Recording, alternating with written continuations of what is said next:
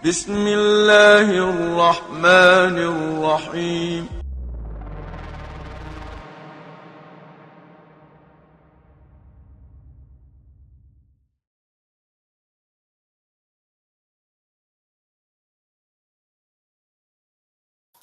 Bismillahirrahmanirrahim.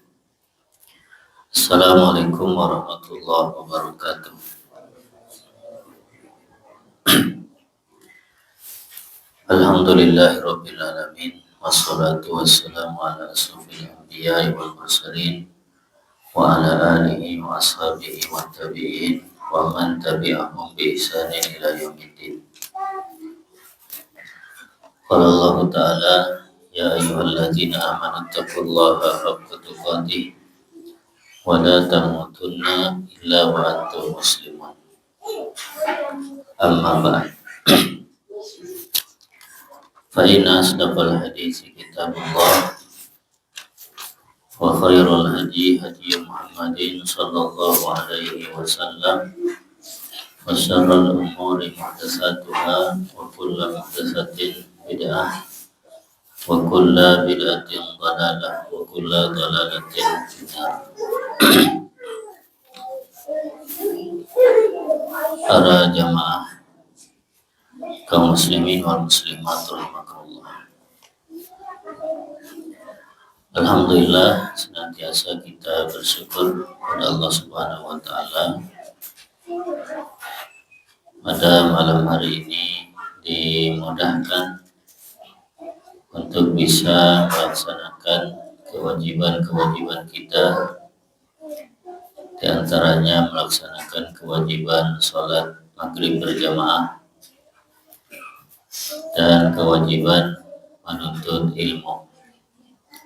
Salawat dan salam mudah-mudahan tercurah pada Nabi kita Nabi Muhammad Sallallahu Alaihi Wasallam beserta keluarga, para sahabat dan para pengikutnya. Para jamaah rahimakumullah, kita lanjutkan kajian rutin kita dari kitab Tawdihul Ahkam.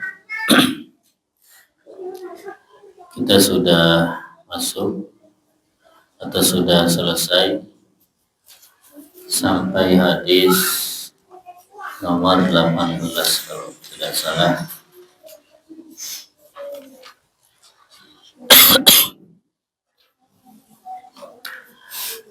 Hadis 18 yaitu hadis Maimunah. Beliau berkata, marran nabiyyu sallallahu alaihi wasallam bi syatin yajrunaha faqala law akhadtum ihabaha faqalu innaha maitah faqala yutahhiruha al-ma'u wal farad. Sampai situ ya kemarin ya. Baik, berarti sekarang hadis yang berikutnya hadis 19. Baik.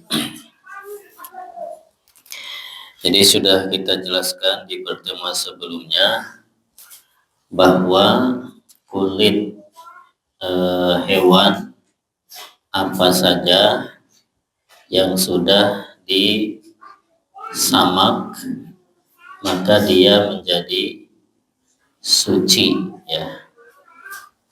Misalnya dalam hadis tadi ada kambing ya, atau domba, dia mati bangkai ya, dia mati bangkai. Bangkai itu artinya dia mati tanpa disembelih. Kemudian Nabi SAW sabda, kenapa tidak kalian ambil kulitnya ya. Jadi walaupun itu bangkai tapi kulitnya ambil. Karena kulit bangkai ya, kalau dia disamak, dicuci dengan air, dengan sabun, kemudian dikeringkan ya, sampai bersih, maka dia suci ya. Jadi tidak lagi hukumnya najis, ya. Baik. Kalau suci maka hukumnya apa? Halal. Ya. Baik itu kulit bangkai, ya, seperti tadi kambing atau yang lainnya. Yang penting disamak, ya. Berdasarkan hadis yang sebelumnya, ayyuma ihabin dubigo. Kulit apa saja. Kulit apa saja itu berarti umum, kulit apa saja. Yang penting disamak faqad tahura, maka dia menjadi suci.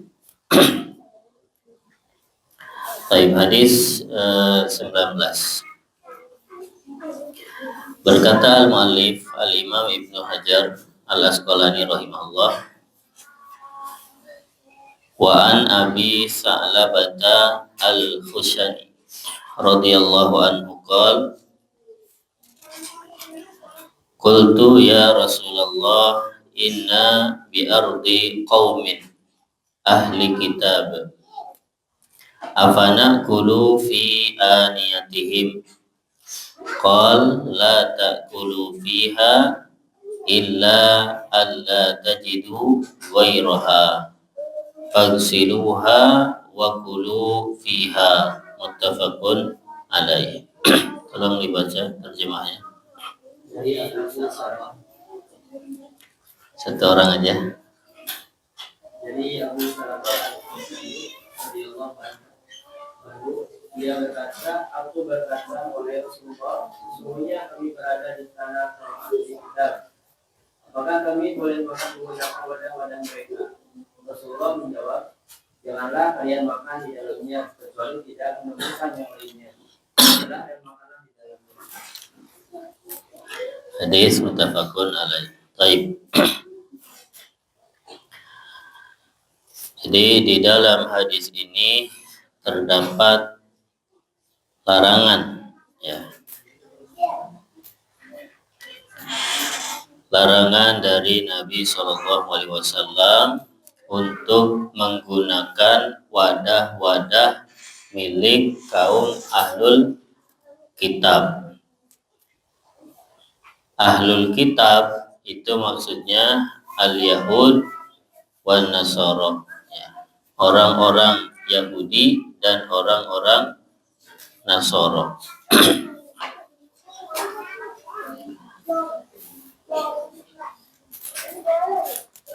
Kenapa disebut ahlul kitab? Ya. Karena mereka adalah kaum yang diberikan Alkitab. Ya, orang Yahudi diberikan Taurat, orang Nasara diberikan Injil. Ya, atau kalau nama sekarang, ya, orang Yahudi itu perjanjian lama, orang Nasara perjanjian baru, ya. Atau mereka sebut Bible. Sehingga mereka disebut ahlul kitab. Ahlul kitab ini orang kafir. Ahlul kitab ini orang kafir. Ya, disebutkan banyak dalilnya dalam Al-Quran. Misalkan dalam surat Al-Bayyinah, ya, innal ladzina kafaru min ahlil kitabi wal musyrikina fi nari jahannam khalidina fiha ulaika hum syarrul bariyah. Sesungguhnya orang-orang kafir dari golongan ahlul kitab dan golongan orang-orang musyrikin. Jadi orang kafir itu ada dua golongan. Ada yang ahlul kitab, mereka punya kitab dari langit, yaitu orang Yahudi dan Nasara. Ada juga yang tidak punya kitab, yaitu orang-orang musyrikin. Nah, semuanya di nari jahannam, tempatnya di neraka jahannam, khalidina fiha, kekal di dalamnya. Waliyadzubillah. Baik. Jadi Nabi Shallallahu Alaihi Wasallam ketika ditanya, kami berada di satu tempat, ya, satu kaum ahlul kitab, bolehkah kita makan dari wadah-wadah mereka? Nabi bersabda, janganlah kalian makan dengan wadah-wadah tersebut kecuali darurat. Ya, darurat itu kalau tidak ada wadah yang lain, yang ada cuma itu, nah, maka boleh. Tapi apa? Cuci dulu lalu makan. Ini menunjukkan hukum asalnya dilarang berdasarkan hadis ini. Ya, nanti ada hadis berikutnya yang membolehkan. Baik. Faidah-faidahnya. Faidah yang pertama, an-nahyu 'anil akli fi awani ahlil kitab wa hum al-yahudu wan nasara. Larangan makan menggunakan bejana-bejana ahlul kitab, yaitu orang Yahudi dan Nasara.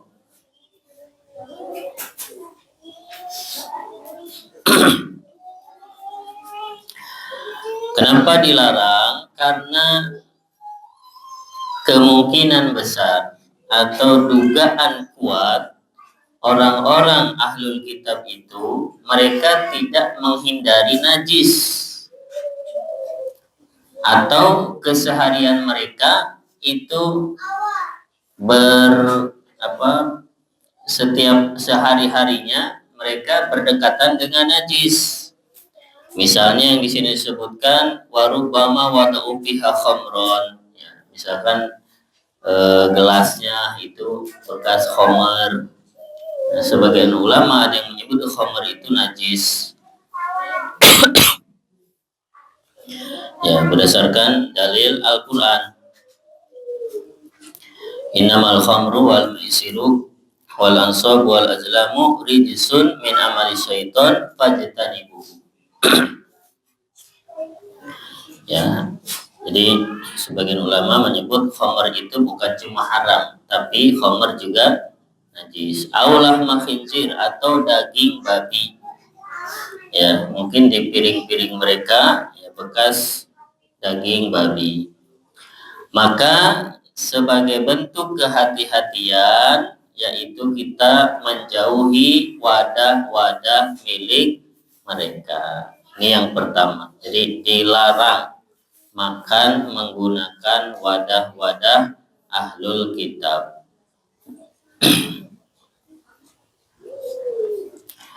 Faidah yang kedua, awanil musyrikin wa awanil kuffar aula bil man'i.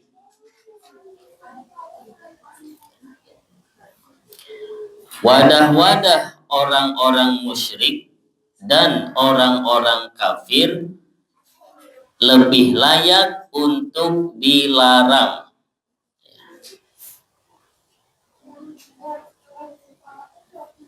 Lebih layak untuk dilarang. Kenapa? Karena kalau wadah ahlul kitab saja gak boleh, apalagi wadah-wadah milik orang musyrikin dan kafir-kafir yang lainnya. Ya, karena ahlul kitab itu ya kekafirannya ya lebih ringan dibanding yang lainnya.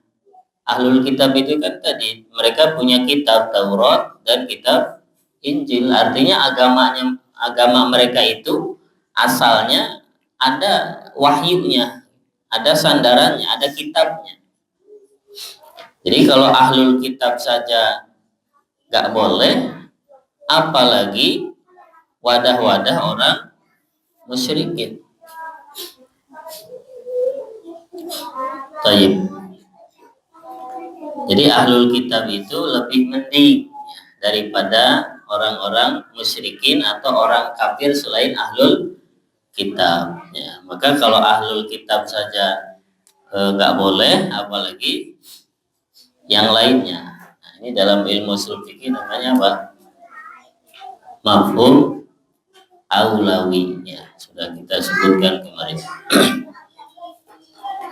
Mafhum aulawiyah. Ya, Contoh yang lainnya misalkan kalau kita dilarang mengatakan kepada kedua orang tua, maka yang lebih besar dari itu lebih nggak boleh, lebih dilarang. Itu mafhum aulawiyah. Ya, contohnya lagi kemarin kalau kencing aja dilarang ya, di air tergenang, apalagi buang air besar ya, karena yang lebih mengotori mana, air kecing atau kotoran buang air besar? Ya, buang air besar. Itu namanya mafhum aulawiyah. Begitu juga di sini, kalau bejana ahlul kitab saja kita dilarang, apalagi bejana orang-orang musyrikin. Jadi ahlul kitab itu mendingan ketimbang orang musyrikin. Tapi ada satu kasus ya, ketika orang-orang musyrikin berperang dengan orang-orang ahlul kitab ya, yaitu ketika peristiwa perang gajah ya, atau peristiwa pasukan gajah mau menghancurkan Ka'bah ya, ketika kelahiran Nabi Muhammad SAW. Pasukan gajah yaitu yang dari Yaman, Raja Habasyah, itu mereka ahlul kitab ya, agama mereka itu agama Nasoro ya, mengikut Nabi Isa. Sedangkan yang menjaga Ka'bah itu orang-orang musyrikin. Mestinya yang Allah menangkan siapa? Ahlul kitab ya, orang-orang Nasoro, karena mereka ikut Nabi Isa. Tapi kemudian pasukan gajah itu Allah hancurkan ya, Allah menangkan orang-orang musyrikin sebagai bentuk pemuliaan Ka'bah dan pemuliaan Rasulullah SAW ya. Jadi orang musyrikin Allah menangkan bukan karena mereka mulia, tapi sebagai bentuk Allah ingin memuliakan Rasulullah SAW yang ada di kota Makkah. Baik. Jadi asalnya ahlul kitab itu lebih mulia daripada orang musyrikin. Contohnya di hadis ini. Baik, faidah yang ketiga, idza ihtajal muslimu ila isti'malil aniyati wa lam yajid illa aniyatal kuffar falahu isti'maluha ba'da ghusliha liyahsula lahul yaqin min taharatiha. Faidah yang ketiga, apabila seorang muslim butuh untuk menggunakan wadah, apabila seorang muslim butuh untuk menggunakan wadah, tapi tidak ada wadah kecuali milik orang kafir, maka dia boleh menggunakannya setelah mencucinya terlebih dahulu. Itu boleh ya. Jadi kebolehannya itu tidak mutlak. Jadi kebolehannya itu dengan syarat, yaitu apa? Apabila tidak ada yang lain. Satu-satunya wadah yang ada milik orang kafir, maka boleh. Dan dicuci dulu supaya kita yakin bersih. Artinya ketika ada bejana yang dimiliki oleh seorang muslim, boleh nggak pakai bejana orang kafir? Nggak boleh. Karena kebolehannya itu dalam hadis ini disyaratkan apabila tidak ada yang lainnya, baru boleh. Artinya ketika ada wadah yang lainnya, wadah milik orang Islam, maka nggak boleh kita menggunakan wadah milik orang kafir. Baik. Itu faedah yang ketiga. Faedah yang keempat, ibahatu tabadulil manafi'i wal masalihi minal kufar. Lianna hadha ma huwa illa mujarradu muamalatin wa ada'i hukukin jirah wa qarabah wa nahwiha. Bolehnya saling bertukar manfaat dengan orang-orang kafir. Ya, tabadulul manafi, saling bertukar manfaat dengan orang-orang kafir. Kenapa boleh? Karena itu sebatas muamalah. Ya, sebatas muamalah yang tidak ada kaitannya dengan kecondongan hati kepada mereka. Ya. Misalnya saling tukar manfaat itu apa? Kita ngasih hadiah kepada orang kafir, boleh nggak? Ngasih makanan, ngasih sayur, boleh nggak? Boleh kan? Kita punya tetangga non muslim, terus istri kita masak sayur sop, boleh nggak kita kasih semangkok buat tetangga kita yang non muslim? Boleh. Atau sebaliknya, tetangga kita yang non muslim ngasih ke kita sayur sop, boleh nggak kita terima?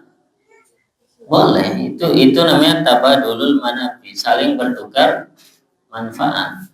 Ya, makanan itu kan manfaat. Ya, atau selain makanan ya tadi wadah, benda.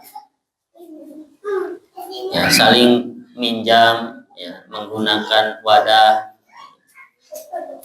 Ya, bertukar manfaat. Ini hukum asalnya boleh, karena itu hanya min babil muamalah, yang tidak ada kecondongan hati kepada mereka. Tayyib.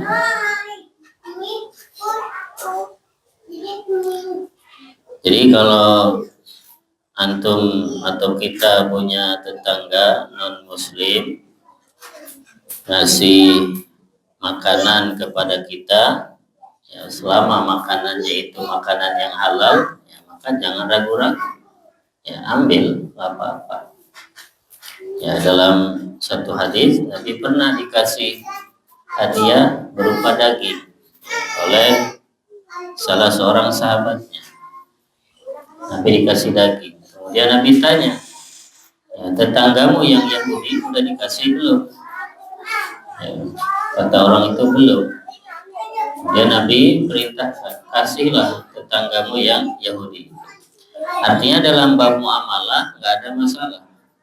Ya, dan dalam Al-Quran juga disebutkan, la yanhakumullahu 'anil ladzina lam yuqatilukum fid din wa lam yukhrijukum min diyarikum an tabarruhum wa tuqsitu ilaihim. Dalam surat Al-Mumtahanah. Allah tidak melarang kalian, ya, tidak melarang kalian untuk berbuat baik dan berlaku adil kepada orang-orang kafir yang tidak memerangi kalian dan tidak mengusir kalian dari tempat tinggal kalian. Allah tidak melarang. Innallaha yuhibbul muqsitin, sesungguhnya Allah mencintai orang-orang yang berbuat adil. Ya, jadi kita zalim kepada non muslim boleh nggak? Nggak boleh. Ya, kita juga diperintahkan untuk berlaku adil. Artinya misalkan ada sengketa antara dua orang, yang satu muslim, yang satu kafir. Dalam persengketaan ini yang di pihak yang benar adalah orang kafir. Nah, kalau kita sebagai hakim, kita harus memutuskan siapa yang benar, ya orang kafir, karena dia di posisi yang benar. Jadi nggak boleh karena dia kafir terus kita berlaku tidak adil, nggak boleh.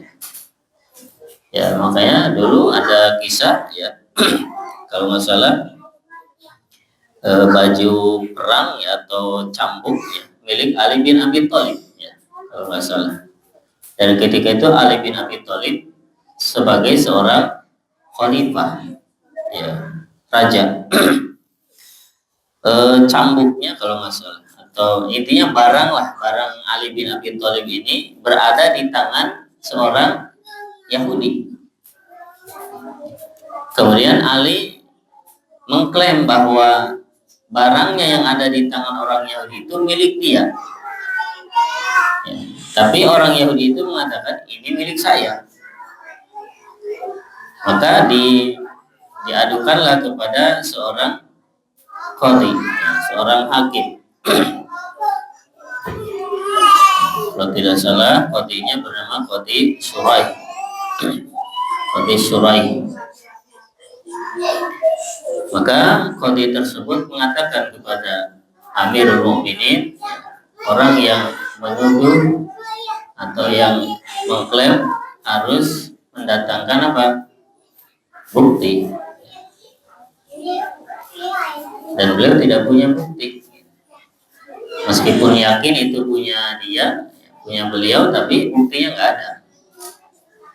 Kalau sekarang misalkan kwitansi pembelian itu bisa jadi bukti, tapi kan nggak ada. Kalau begitu saksi, kalau nggak ada bukti, datangkan saksi. Kemudian dibawakanlah saksi, dua orang, yang satu pembantunya, yang satu anaknya. Maka hakim mengatakan kesaksian dari pembantunya bisa diterima, tapi kesaksian dari anaknya tidak bisa diterima, karena yang namanya anak pasti akan membela bapaknya. Karena saksinya kurang, nggak diterima. Ya akhirnya karena buktinya nggak kuat, saksi juga nggak ada, ya, maka tuduhannya tidak terbukti, ya sudah. Nah, jadi dalam kasus ini yang dimenangkan oleh hakim siapa? Orang Yahudi, meskipun dia itu salah sebetulnya. Ya. Tapi justru karena melihat kejadian ini, kok ada gitu, seorang khalifah, kalau zaman kita sekarang presiden, seorang presiden melaporkan barangnya diambil oleh orang Yahudi, lalu diadukanlah ke hakim. Hakim itu kan di bawah presiden, betul nggak? Tapi yang dimenangkan malah orang Yahudinya. Nah, karena melihat keadilan Islam, kemudian orang itu masuk Islam. Baik. Nah, jadi tabadulul manafi, saling bertukar manfaat dengan orang-orang kafir itu boleh. Kita pinjam apa dari tetangga kita yang kafir boleh. Baik. Selanjutnya, kaidah yang kelima, samahatus syariati wa yusruha. Dalika annal wajiba 'alal insan al-ibtiad an mawatini ar-raibah. Di hadis da ma yaribuka ila ma la yaribu. Fa in ihtajal insan ila ma la yatahaqqaq tahrimuhu fala hajra 'alaihi wa la tadrib. Kaidah yang kelima, hadis ini menunjukkan mudahnya agama Islam, mudahnya dan toleransi. Samaha itu toleransi, ya, dan mudah. Ya, jadi syariat Islam itu syariat yang mudah dan banyak tolerannya. Nah, dalam hadis ini apa? Dalam hadis ini disebutkan seharusnya seorang muslim itu menjauhi tempat-tempat yang meragukan, ya. Al-ibtiad an mawatini raibah, menjauhi tempat-tempat yang di situ ada keraguan-raguan, ya, mestinya itu. Dalam hadis disebutkan da ma yaribuka ila ma la yaribu, tinggalkan yang meragukan kepada yang tidak meragukan. Maka apabila seseorang butuh kepada sesuatu yang tidak pasti haramnya, ya, malah yatahaqqaqu tahrimuhu, artinya belum jelas keharamannya, masih samar-samar, fala hajra alaihi wala tadyiq, maka di situ tidak ada tadyiq, ya, penyusahan. Fa innahu yajuzu istimalu ma nazaha an istimalihi li ajli hajatihi, maka pada kondisi seperti itu dibolehkan dia menggunakan barang-barang tersebut karena ada hajat, ada kebutuhan. Ya, misalkan tadi wadah milik orang kafir, dia masih meragukan. Misalkan piring, kita mau makan, ada piring orang kafir, kan itu nggak jelas apakah ini najis atau enggak, ya enggak? Bisa najis, bisa juga suci. Jadi meskipun ini milik orang kafir, bisa juga suci, bisa nggak? Bisa aja. Artinya nggak jelas apakah ini suci atau najis. Nah, ketika ada kebutuhan, maka kondisi seperti itu boleh. Nah, jadi ini menunjukkan agama Islam itu agama yang mudah, nggak saklek gitu. Kalau haram ya haram selamanya, enggak. Ya, termasuk misalkan makanan, misalkan daging babi, ya, itu kan sudah jelas haramnya. Kalau kondisi darurat, nggak ada makanan yang halal, satu-satunya makanan yang ada misalkan daging babi, boleh nggak kita konsumsi? Boleh. Karena menjaga jiwa untuk tetap hidup hukumnya apa? Wajib. Ya. Dan membiarkan jiwa, dibiarkan begitu saja terus mati, hukumnya apa? Haram. Sekarang ada kesempatan untuk menjaga jiwa untuk tetap hidup, yaitu daging babi. Kalau makan daging babi kan masih hidup, ya. Cuma ini haram. Nah, maka dalam kondisi seperti itu yang haram dibolehkan sekedarnya saja, sekedar untuk menyambung hidup, boleh. Sekedarnya itu ya nggak boleh dibungkus, ya. Sekedar saat itu saja kita makan, yang penting sehat lagi, kuat lagi, habis itu melanjutkan perjalanan. Ya, jangan dibungkus buat nanti, itu nggak boleh. Ya, nanti di sana lapar lagi, nggak ada makanan lagi, nah itu darurat lagi. Nah, jadi agama Islam itu agama yang ya mudah, nggak ada yang susah. Ya, maka kita patut berbangga, ya, agama kita ini agama Islam yang salah satu sifatnya adalah agama ini mudah dan penuh toleransi. Ya. Contoh yang paling mudah adalah sholat. Ya, kita nggak bisa berdiri misalnya, boleh sholat sambil duduk.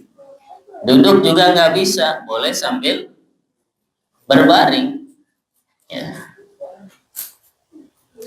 Berbaring nggak bisa. Cuma misalkan nggak bisa apa gitu, karena ya udah sholat dengan isyarat, dengan kedipan mata, ya, dengan hati, nggak bisa bergerak, nggak bisa menggerakkan tangan, nggak bisa menggerakkan kepala, ya sholat semampunya, ya sholat semampunya. Fattaqullaha mastata'tum, bertakwalah semampu kalian.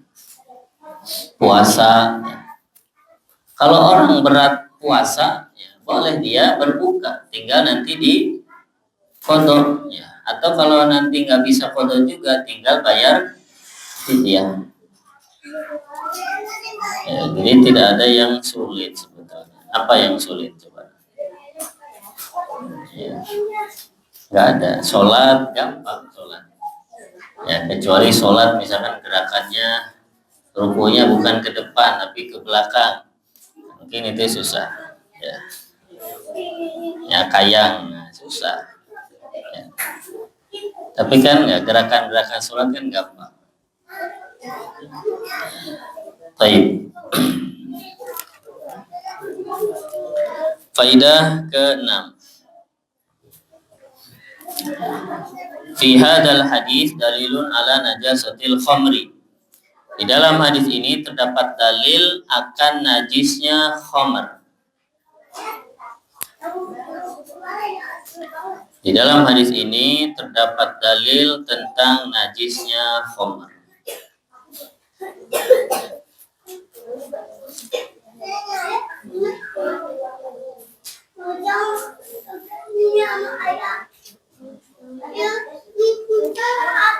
Di dalam hadis riwayat Imam Muslim disebutkan inna nujawiru ahlal kitab wa hum yatbakhuna fi qudurihimul khinzir wa yasrabuna fi aniyatihimul khamr. Faqala Rasulullah SAW in wajadtum ghairaha fakulu wasrabu fiha wa illam tajidu ghairaha farkhaduha ay iksiluha bil ma wa kulu wasrabu. Dalam hadis Imam Muslim disebutkan kami bertetangga ya dengan ahlul kitab ya, dan mereka memasak di tungku-tungku mereka daging babi dan mereka meminum di wadah-wadah mereka yaitu khamar. Ya. Maksudnya apakah kita boleh pakai wadah-wadah seperti itu? Maka Nabi bersabda, jika kalian menemukan selain wadah-wadah milik ahlul kitab, maka makanlah dengan wadah itu. Dan jika kalian tidak mendapatkan wadah selain wadah mereka, maka cucilah, lalu makanlah dan minumlah. Nah, kata para ulama, hadis ini menunjukkan bahwa khamr itu najis, ya, berdasarkan hadis ini. Karena di sini disebutkan, ya, kami sedang berada dengan ahlul kitab, ya, mereka itu masak daging babi dan minum khamr, ya, di wadah-wadah mereka. Kemudian Nabi melarang, ya, menggunakan wadah itu kecuali kalau tidak ada ya yang lainnya maka boleh. Ya, tetapi ini juga tidak sharih ya. Dalam ilmu pendalilan seperti ini tidak jelas. Karena di sini juga Nabi tidak secara tegas menyebutkan bahwa khamr itu najis. Ya. Kalau khamr itu haram, ya jelas. Dalam Al-Quran dalilnya tadi innamal khamru wal maisiru wal ansabu wal azlam min amali syaiton. Ya, fajtanibu, jauhi dia. Tapi khamr itu najis tidak jelas. Baik. Sama seperti pendalilan, boleh nggak orang yang sedang haid itu menyentuh mushaf, ya, mushaf Al-Quran.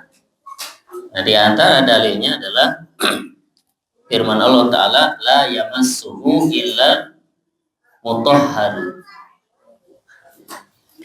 Ya, tidak boleh menyentuhnya, ya, la yamassuhu, tidak boleh menyentuhnya, maksudnya menyentuh Al-Quran, illal mutahharun, kecuali al-mutahharun. Ada yang memaknai al-mutahharun di sini orang-orang yang suci. Ya. Orang yang haid suci tidak? Tidak. Nah, tetapi al-mutahharun di sini tidak spesifik maksudnya orang yang haid. Karena al-mutahharun di sini maknanya banyak. Al-mutahharun di sini bisa diartikan orang Islam, karena orang Islam itu suci. Sedangkan non-muslim tidak suci, najis. Innamal musyrikuna najas. Orang-orang musyrikun itu mereka najis, ya maka orang Islam suci. Nah, yang haid Islam tidak. Islam berarti boleh, kan tidak boleh menyentuh Al-Quran kecuali orang suci. Orang suci itu orang Islam. Ya, wanita haid ya orang Islam, berarti boleh menyentuh Al-Quran. Itu namanya pendalilan, tapi tidak tegas atau tidak jelas, masih bisa ditafsirkan ke sana sini. Begitu juga hadis ini tentang najisnya khamar. Baik, wallahu a'lam bishawab. Kita istirahat dulu untuk persiapan sholat isya. Nanti setelah sholat kita lanjutkan sedikit ya. Wallahu a'lam bishawab. Alhamdulillahirabbil alamin. Bismillahirrahmanirrahim. Alhamdulillah wassalatu wassalamu ala Rasulillah wa ala alihi wa sahbihi wa mawalah amma ba'd.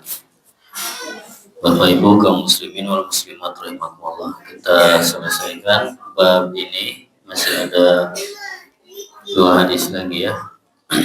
Baik. Sekarang hadis 20. Wa an Imran ibni Husain radhiyallahu anhu anna Nabiy sallallahu alaihi wasallam wa ashabahu tawaddahu min mazadati imra'atin musyrikatin muttafaqun alaih fi hadisin tawil. Terjemahannya dari Imran radhiyallahu anhu, dia berkata, sesungguhnya Nabi sallallahu alaihi wasallam dan para sahabat dan pembayaran musyrik, hadis yang muttafaq alaih, di dalam hadis yang panjang. baik.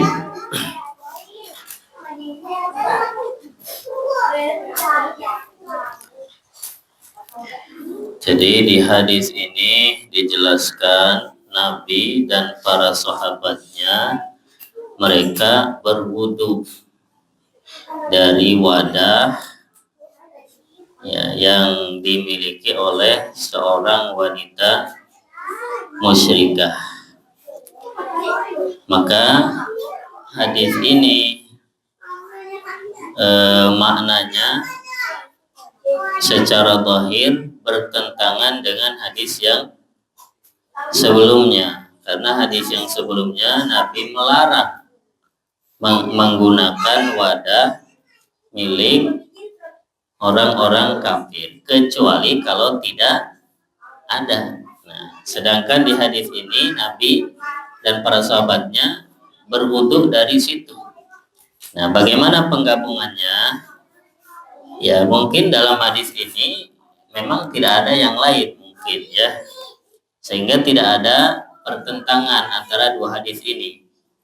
Ya, di hadis yang sebelumnya kan hadis Abi Sa'labah boleh kalau tidak ada yang lain, ya kan? Nah, berarti di hadis ini mungkin tidak ada yang lain sehingga Nabi berwudu dari situ. Baik. Faidah dari hadis ini, jawazu istimali jildil maitah ba'da dabghi hatta fil mai'an. Fawudu'uhu sallallahu alaihi wasallam min ma'il mazadah iqrarun lil istimali waridwan. Faidah yang pertama, bolehnya menggunakan kulit bangkai. Bolehnya menggunakan kulit bangkai yang sudah disamak. Ya, termasuk untuk wadah air.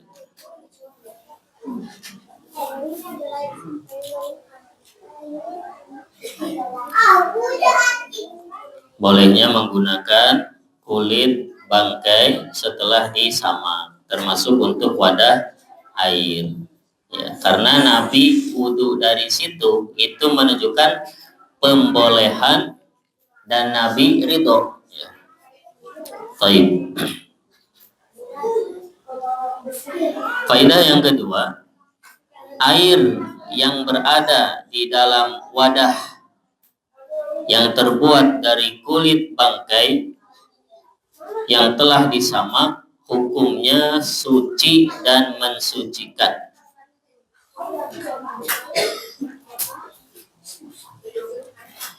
Air yang berada di wadah yang terbuat dari kulit bangkai yang telah disamak hukumnya suci dan mensucikan. Sekarang pertanyaannya, dari mana kita tahu itu kulit bangkai? Jawabannya, karena orang-orang musyrik sembelihannya pasti bangkai. Dhabihatul musyrik maitah. Sembelihan orang musyrik, ya kan dalam hadis ini wanita musyrikan, ya, kemungkinan besar ya, atau dugaan kuat sembelihan orang musyrik itu bangkai, ya, haram. Maka kulitnya berarti kulit bangkai. Terus kulit bangkainya dipakai wadah air, ya, jadi itu kulit bangkai. Maka hukum air yang ada di situ itu suci, ya, karena sudah disamak, sudah dibersihkan kulitnya. Maka hukum airnya adalah suci dan mensucikan.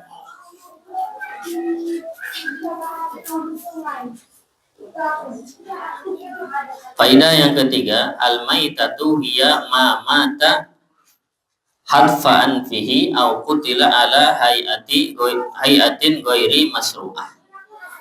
Yang disebut bangkai adalah hewan yang mati, ya, misalkan tercekik atau dibunuh dengan cara-cara yang tidak syar'i, itu disebut bangkai.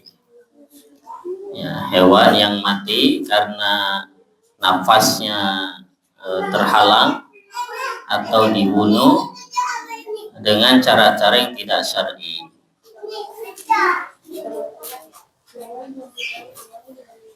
Nah, maka kalau yang menyembelihnya seorang yang musyrik, bisa dipastikan itu bukan sembelihan yang syar'i, ya, maka hewannya menjadi bangkai. Faedah yang keempat, awanil kuffaril majhulati haluha tahirah li'annal asla at-taharah. Wadah-wadah milik orang kafir yang tidak jelas keadaannya, wadah-wadah milik orang kafir yang tidak jelas keadaannya, maka dia suci. Hukum asalnya suci.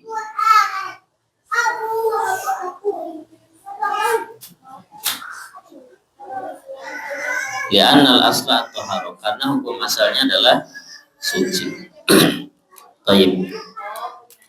Jadi piring, gelas, mangkok milik orang kafir yang kita tuh nggak tahu ini suci atau najis, hukum asalnya apa? Suci. Sampai kita yakin di piring ini ada najis, maka dia najis. Ya, jadi tidak serta-merta karena ini milik orang kafir otomatis najis. Itu hukum asal, dan itu boleh kita bilang itu kesimpulannya. Ya, jadi barang-barang atau wadah-wadah milik orang kafir yang kita nggak tahu kondisinya, hukum asalnya apa? Suci. Ya. Sampai kita meyakini bahwa ini najis, karena hukum asalnya adalah suci. Baik. Adapun najisnya orang kafir yang disebutkan dalam ayat tadi, innamal musyrikuna najas, sesungguhnya orang-orang musyrik itu najis, maka yang dimaksud najis di situ adalah najasatu i'tiqad, najis secara keyakinannya, bukan najis secara datnya. Ya, jadi orang kafir itu najis, maksudnya najis dari sisi akidah, bukan dari sisi datnya atau tubuhnya. Misalnya orang kafir nih, antum punya tetangga Nasrani masuk ke rumah antum, ya dipel nggak bekas injekannya? Nggak usah, karena najis itu bukan najis datnya, najis i'tiqadnya, najis keyakinan. Karena Nabi juga bermuamalah dengan orang-orang kafir, ya. Nabi berjual beli, ya, Nabi saling memberi manfaat. Nabi juga dikasih hadiah dari orang kafir, Nabi terima. Ya, Nabi diberi makanan oleh orang-orang kafir, ya, Nabi terima. Nah, jadi hukum asalnya adalah suci, ya. Meskipun itu dari orang kafir, sampai kita yakin itu ada najis. Baik. Hadis yang terakhir dalam bab ini, wa an Anasin ibni Malik radhiyallahu anhu anna qadahan Nabi sallallahu alaihi wasallam inkasara fattakhadha makan asy-sya'bi silsilatan min fiddah akhrajahul Bukhari. Artinya dari Anas bin Malik sesungguhnya wajah gelas Nabi Sallallahu Alaihi Wasallam pecah. Lalu dia meletakkan pantai dari perak pada tempatnya yang pecah. Hadis riwayat Bukhari. ya, hadis ini menunjukkan bolehnya menambal yang hanya sedikit, ya, meskipun dengan perak. Ya, jadi di hadis yang sebelumnya kan nggak boleh menggunakan wadah dari emas atau dari perak, itu hukum asalnya nggak boleh, kecuali yang sedikit seperti ini, ada tambalan misalnya yang sifatnya sedikit, maka itu dibolehkan. Baik.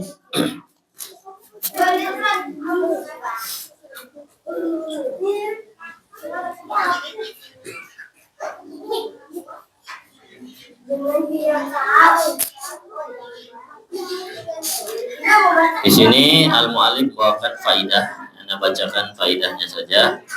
Yubahu lin-nisa'i min huli dhahabi wal fiddah majarat adatuhunna bi lubsihi walau kathura. Dibolehkan bagi wanita memakai perhiasan dari emas dan perak yang memang secara adat sudah berlaku, ya, di tengah-tengah mereka. Jadi boleh memakainya meskipun banyak. Wa yubahu lirrajuli khatamun min fiddah la min dahab. Kemudian dibolehkan untuk laki-laki cincin dari perak, ya, bukan dari emas. Jadi dari perak laki-laki boleh cincin, cincin perak boleh. Adapun cincin emas untuk laki-laki hukumnya haram. Adapun perempuan boleh. Berbagai jenis perhiasan untuk perempuan boleh. Karena berhias itu ciri khas perempuan. Maka semua perhiasan untuk wanita boleh.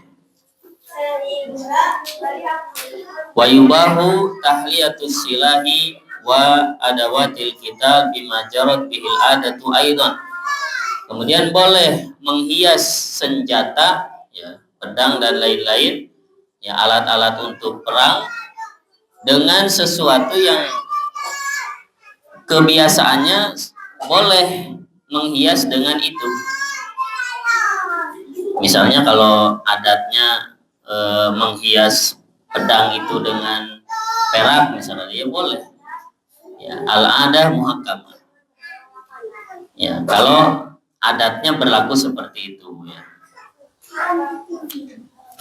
Wa kadza mada'at ilaihi hajatun min ribati asnanin wa tikhadi anfin wa nahwi dzalik. Begitu juga yang memang dibutuhkan, ya. Misalkan untuk mengikat gigi, apa namanya? Behel, ya. Kemudian untuk hidung, dan yang lainnya, maka ini boleh kalau ada kebutuhan. Termasuk misalkan gigi copot, ya, kemudian pasang gigi emas misalkan, ya, kalau memang ada hajat boleh. Yang tidak boleh itu untuk berhias. Baik. Fala yajuzu li at-tukuri kibaran aw sigaran lubsi dhahab aw al-fiddah wala ja'luhu salasil aw sa'at aw azazir aw ribat aw qalam aw miftahan aw ayyi naw'in min anwa'il malabis aw istimalat fi aqlin aw syurbi. Maka laki-laki tidak boleh, ya, laki-laki dewasa atau anak kecil tidak boleh memakai emas atau perak. Kemudian dijadikan jam atau yang lainnya, ya, pulpen atau kunci, ya, dari emas, ya, dan berbagai bentuk pakaian atau penggunaan untuk makan, minum dan lain-lain, ya, termasuk wadah, ini nggak boleh laki-laki.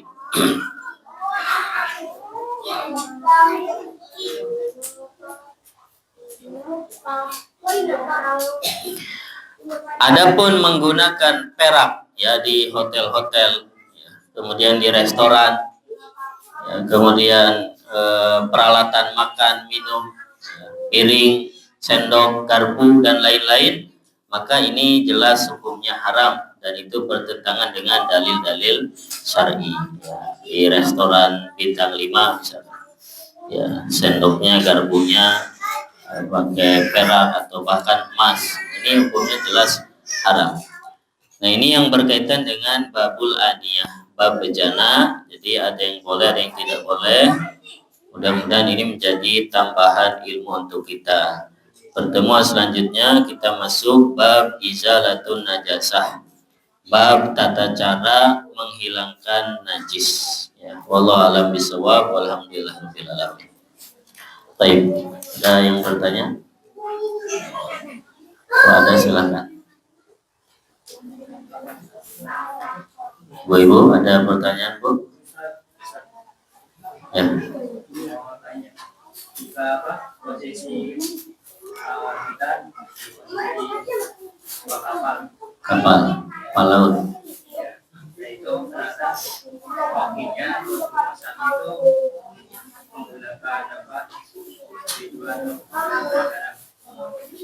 terus dicuci atau Alat masaknya ya itu yang haram.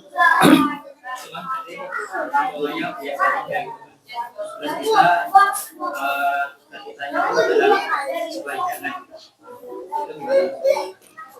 Wadah yang digunakan untuk makanannya haram atau halal? Yang di Alat masaknya aja yang haram. Tapi ketika dihidangkan ke kita pakai piring biasa, berarti halal. Ya seperti itu insya Allah halal. Ya. Jadi yang nggak bolehnya yaitu tadi yang alat-alat masaknya itu nggak boleh. Kalau dari yang haram maka nggak boleh. Tapi kalau selama dihidangkan ke kitanya pakai piring dari biasalah, piring-piring biasa, gelas-gelas biasa, maka boleh. Tapi kalau dihidangkan ke kitanya misalkan pakai piring emas, halal atau haram buat kita? Haram, kan kita dilarang makan minum dari wadah emas atau perak. Jadi kalau misalkan dihidangkan ke kitanya pakai piring emas, gimana tuh kita? Ya tinggal pindahin, minta piring plastik atau piring apa gitu. Ya gitu ya. Wallahualam. Nah, ada lagi? Ya. Untuk yang tadi kalau menggunakan panah, kalau dengan pakai anjing pemburu itu gimana? Ya.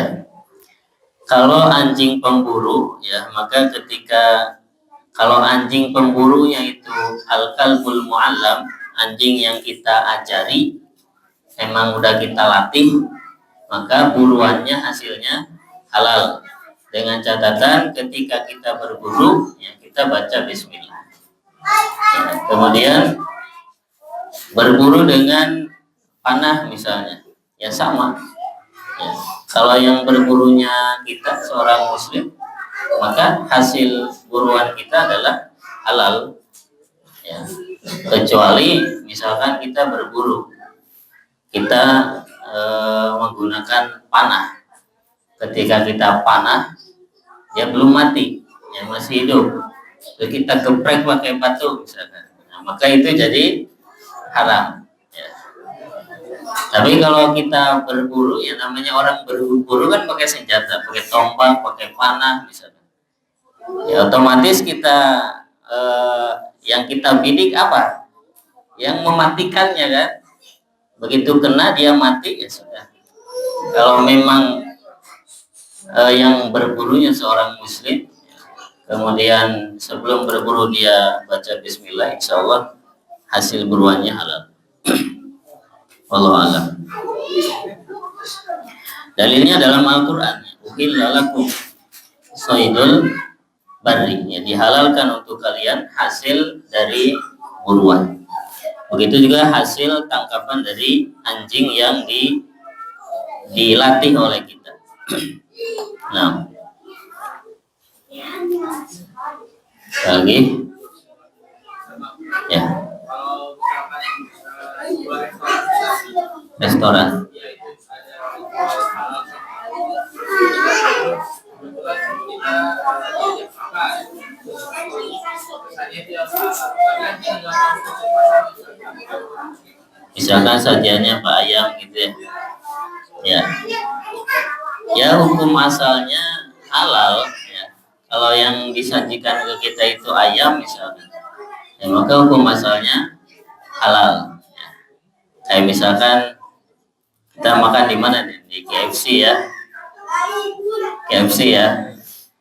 Antum nggak usah tanya ini halal apa haram. Ini jangan-jangan sembelihnya nggak pakai bismillah. Nggak usah kayak gitu. Ya. Yang penting ini ayam. Ya, selama ini ayam, hukum asal ayam apa? Halal. Ya. Sampai kita yakin bahwa ini sembelihannya tidak syar'i.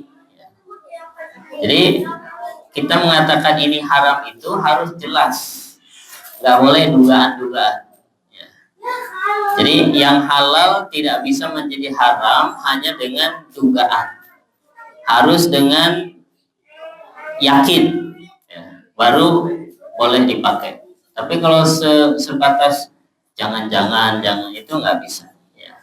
Maka yang berlaku hukum asalnya. Hukum asal ayam adalah halal sampai kita melihat penyembelihannya misalnya. Oh ini nggak syar'i, ya udah kita nggak boleh makan. Baik. Cukup ya. Ya.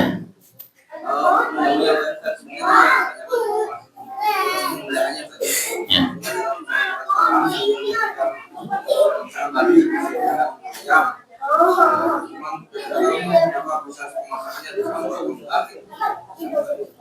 Babi sama ayam ya dicampur gitu.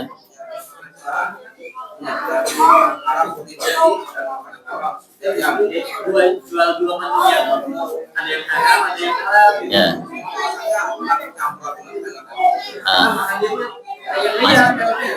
Ya.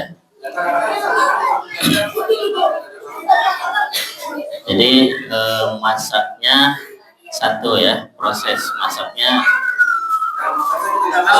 Oh kita nggak tahu ya.